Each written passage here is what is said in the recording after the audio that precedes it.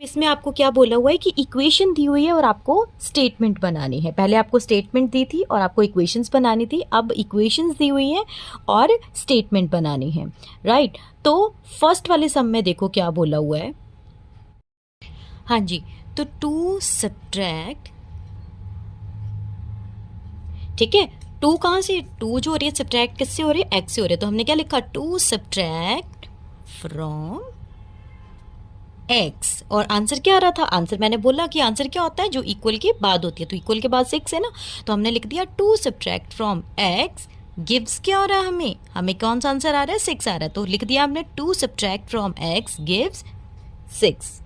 ये बन गई हमारी इक्वेशन, ठीक है। नेक्स्ट सम में क्या बोला हुआ, 3y minus 3 is equal to 10। अब देखो इस चीज़ का आपको ध्यान रखना है कि जब बीच में कोई साइन ना हो, यहाँ पे कोई साइन नहीं है ना, 3y इकट्ठा लिखा हुआ है, दैट मीन वो मल्टीप्लाई का है। और जब हम इसको इक्वेशन की फॉर्म पे देखते हैं तो मल्टीप्लाई को हमने क्या बोलना है, टाइम्स बोलना है, ठीक है। तो 3y minus 3 is equal to 10, तो इसको लिखेंगे क्या कि 3 किससे माइनस हो रहे हैं, 3 टाइम्स y, क्योंकि 3y लिखा हुआ है ना, और आंसर क्या आ रहा है हमें 10, तो क्या लिखेंगे 3 सब्ट्रैक्ट 3 टाइम्स y, तो यहाँ पे लिख देंगे 3 सब्ट्रैक्ट फ्रॉम 3 टाइम्स, और ये ध्यान रखना कि मल्टीप्लाई को टाइम्स लिखना है, 3 times 3 subtract from 3 times of y, और क्या आंसर आ रहा है, gives 10।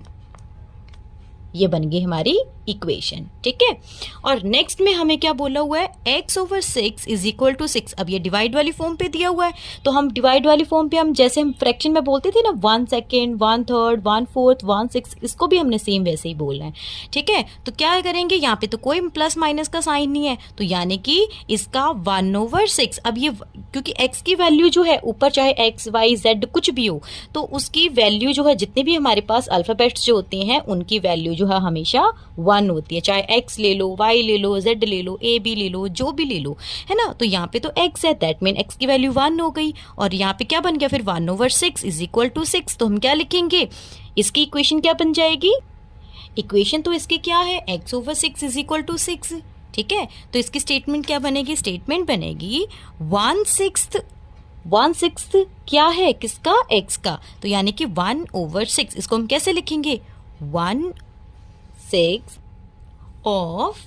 x is equal to 6, तो इसको लिखेंगे भी वैसे ही, हम क्या लिखेंगे 1, x की जगह पे हमने क्या लिख दिया 1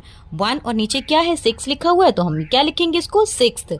1/6 ऑफ x, कि x का 1/6 पार्ट जो है वो क्या है, आंसर जो आ रहा है 6 आ रहा है, तो क्या लिखेंगे 1/6 ऑफ x इज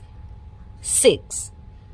ठीक है। ये हमारी बन गई इक्वेशन। नेक्स्ट देखो, ये बन गई हमारी स्टेटमेंट। अब नेक्स्ट इक्वेशन में हमें क्या बोला हुआ है, 7x minus 15 is equal to 34, यानी कि 15 जो है वो किससे माइनस हो रहे हैं, 7x से, और क्योंकि ये मल्टीप्लाई का, तो हम इसको क्या लिखेंगे 7 टाइम्स ऑफ x, तो हम क्या यहाँ पे लिख देंगे हम 15 सब्ट्रैक्ट फ्रॉम 15 किससे सब्ट्रैक्ट हो रहे, 7 टाइम्स ऑफ x, तो हम क्या लिखेंगे 15 subtract from 7 times of x, और गिव्स क्या कर रहे हैं हमें 34, यहाँ पे लिख देंगे गिव्स 34, ठीक है। उसके बाद अगले में भी वैसे बोला है, जैसे देखो इसके